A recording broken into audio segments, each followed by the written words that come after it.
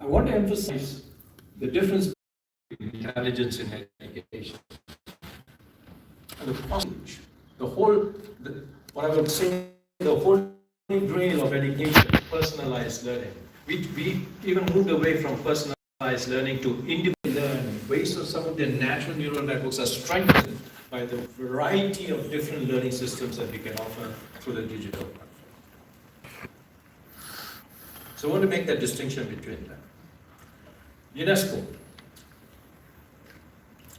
established its 193 member states. It's the UN agency for education.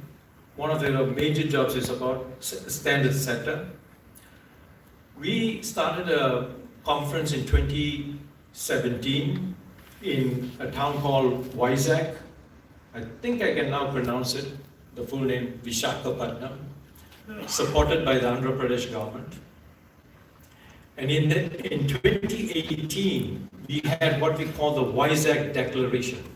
And the declaration calls on UNESCO member states, pushed by India very strongly, to set up guidelines on the whole field of digital pedagogy, learning outcomes, assessments, a whole series of factors, vector variables. And that guidelines is now in the process of being developed. At the same time, the Institute has taken a global review of educational digital media. What's worked, what's not worked, what has not worked, what are the gaps? So we are start of I think, a very exciting journey. And what I would also like to let you know that the Andhra Pradesh government just passed an act which requires teacher training, 200 hours of teacher training in digital. Because we have to bring the teachers on board in this new field. It's just not about working on a computer. It's about teachers actually learning how to create curriculums on the digital and transforming it onto the digital. No, starting right from the very beginning, how do you develop curriculum? Curriculum through a storytelling approach. Curriculums that make learning fun. So, a point to emphasize, digital pedagogies is still just a tool. It should be considered as a means. It is not the end. The end is learning, and the end is the student, the learner.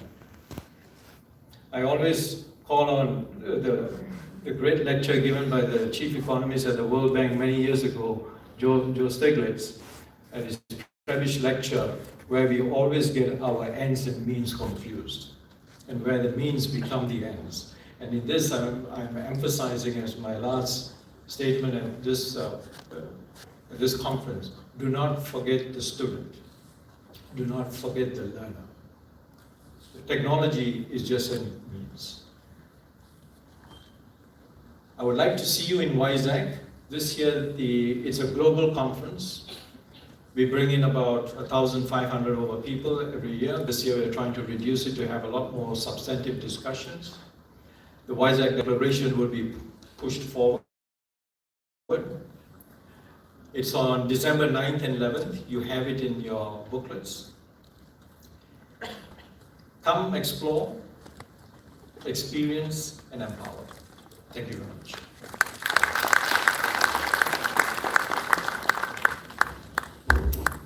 Thank you, sir, for your wonderful words. We would like to invite Dr. Francisco Marmolejo, lead tertiary education, the World Bank Group. He will enrich us with his valuable speech on a brief word on digital pedagogy in India. Please, sir.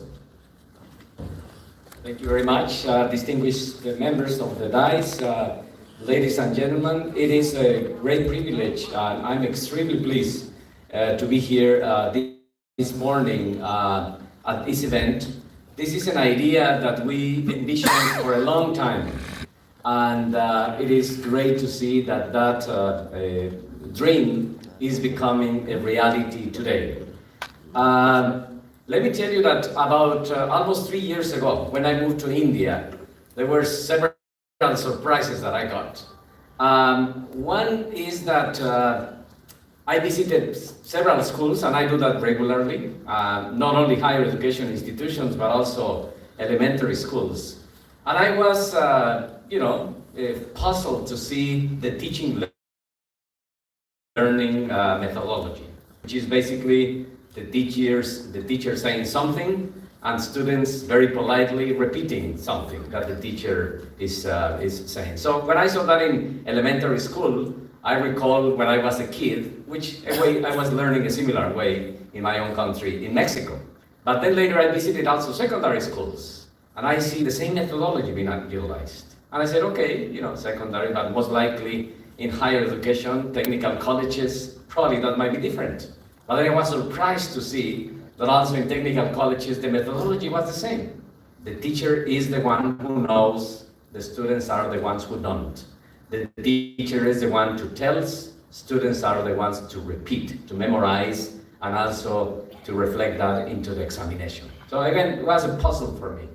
Then the other surprise that I got was that it was in the middle of the semester, visiting an institution, and I asked, where are the students? And then I saw the principal of the school a little bit uncomfortable, saying, well, students, yeah, they are preparing for examinations, but today they are on leave and they are not here. Okay, so I go to another institution a few days after, and then I see the same situation, an institution with no students. And I said, something is weird here. Why the students are not coming? So later, a teacher told me, well, students are not coming because they are not learning anymore, because they already gave up with what they can learn from the teacher. And now they are really concerned about the examination. And the only way that they will pass the examination is by studying on their own, because the teacher is not teaching them anymore. Yes. So it was interesting. And the third observation is that as part of the TechWit project, the project was supporting the creation, the establishing of smart classrooms. So every institution that I visited, I wanted to see the smart classroom. So I was taken to the smart classroom with the screen and the computer and the projector. And then I was asked, can I see the schedule of how the smart classroom is being used? And to my surprise, the smart classroom was not being used at all. And say, why? They have this technology, they have the connection with the IITs. Why it is not being used? And then I visited other institutions, and the same situation, smart classroom not being used. Finally, I got an institution where the smart classroom was being used. And I said, oh my God, this is great. So I go to the institution and I say, why the smart classroom is working here? Because you have students inside. And then somebody a little bit cynical told me, well, the reason that students are in the classroom, in this smart classroom, is because outside is very hot, and this is the only classroom that has AC. So I said, something, it is not working here.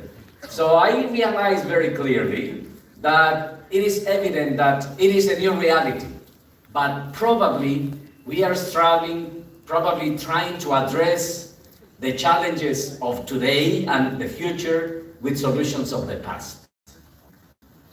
So students are different, but probably teachers have not changed a lot. Students are different, but probably the methodology we are using to teach is different to the methodology that they are using to learn. Together an event in which we could learn from each other, not only from other countries, but also from India, about what works and what doesn't work in trying to connect these two entities that in a way are getting apart. The process of teaching, learning is not very well connected. And then misery loves company, because what you see in India, you see in many countries as well. So this is not only a problem, a challenge in India, it's a problem that is happening globally. That in a way students have a different mindset for which our institutions and our methods of teaching probably are not coping with. That's why it is very important, this conversation that we engage today and tomorrow. because we need to figure out new means in order to provide a better way for students to learn what they want to learn, and also, of course, for teachers to be able to teach what they teach. So one of the big components of the Tech with 3 project that MHRD has in place, and which the bank is very happily engaged with, is precisely supporting the arrival of new faculty members in technical colleges. How many of new TechWeek faculty members are here? Here we go. So it's a big number of faculty members with which there is a lot of hope that you come with new ideas, new perspectives, that you are willing to disrupt the traditional mindset, and that you are going to be able to more effectively connect the world of the teaching and learning, because the students are really demanding that. One of the activities that, as part of the project, has been in place is an international study with Stanford University to test, to learn what students know when they arrive in the college, the first day of classes, and also what students know when they graduate from the college. And the assumption is that when they graduate from the college, they will know more than when they arrived in the college. Interestingly, in some countries, we have seen that is happening the opposite. There is a lot of pressure in getting into the college. Students add up to the standards in order to be admitted into the college, and after that, they start de-learning what they already knew. The case of India is very interesting, because students are getting into college, and then they acquire a good level of learning, especially in technical skills. But the area where students in India are not gaining too much is in the socio-emotional skills. Why that is happening? Well, because in our institutions, probably we are still thinking that the only thing that students need to learn is to do more mathematics and then to do more technical courses. But the reality of the world is that they need to have also those additional skills. So that's why we need to make sure that these discussions about digital pedagogies, don't forget, as is what described before, that at the end of the day, what we are preparing is the citizens of the future in our societies. And they need to have this integral preparation. And technology is an excellent way for that to happen, if we don't miss the point about the fact that at the end of the day, again, we are preparing people for the challenges of the future. So this is why I am extremely excited today in this event, because I'm sure that with the fact that there are new learners and the fact that there is a new reality, we have interesting tools that can be used if you are willing to do that.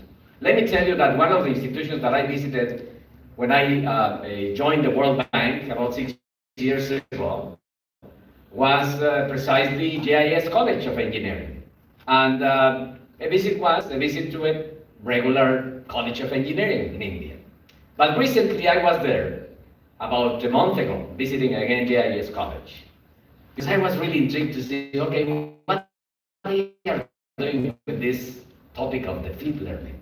I was very pleased to see an institution that has dramatically transformed in having the student as the central point of the process, and then changing even the layouts of the classrooms, and of course making sure that the teachers receive proper training in order to become facilitators of the learning of the students in this new environment. So that's the reason why JIS College accepted, and we are very pleased, the role of serving as organizer of this conference, because they know how to do it. They are doing that now. They are becoming a model that we need to emulate in other institutions. So I'd like to congratulate the management of JIS as well as Professor Malay for this great effort that they have been doing.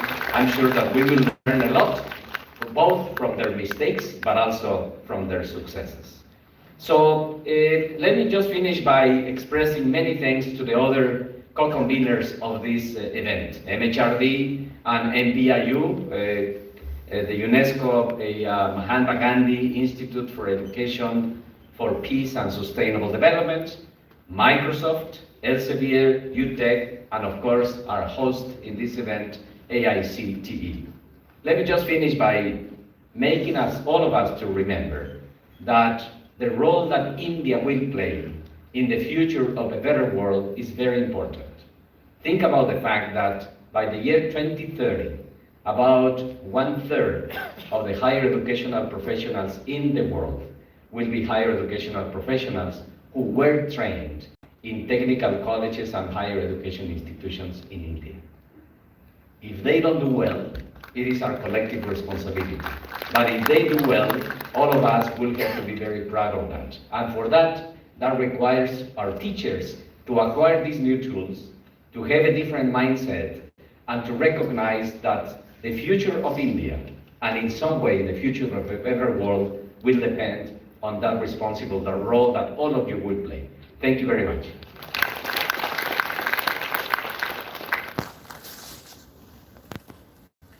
Thank you very much, sir. With these, we are ending the inaugural session of ICDP 2019. We thank all the dignitaries on the dais and off the dais. We will now have a short coffee break for